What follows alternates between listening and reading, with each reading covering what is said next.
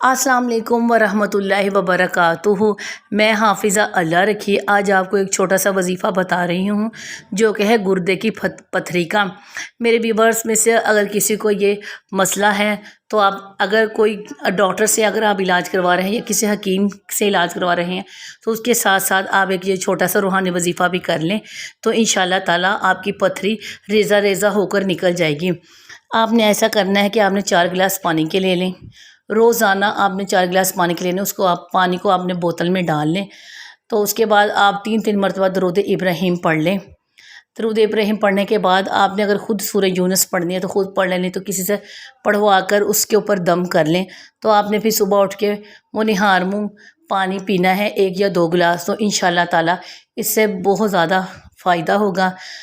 آپ خود بھی یہ عمل کریں، اپنے ریلیٹیو میں سے کسی کو یہ عمل کروائیں بھی، اس سے مجھے بھی ثواب ملے گا اور آپ کو بھی ثواب ملے گا۔ اگر میری ویڈیو آپ کو پسند آتی ہے مجھے لائک کریں، شیئر کریں، میری ویڈیو کو زیادہ سے زیادہ شیئر کیا کریں، سبسکرائب کریں اور نیچے دیے گئے بیل کے بٹن کو دبا دیا کریں تاکہ میرے آنے والے وظیفے سے آپ اپڈیٹ رہیں اور مجھے اپنی دعاؤں میں یاد رکھیں۔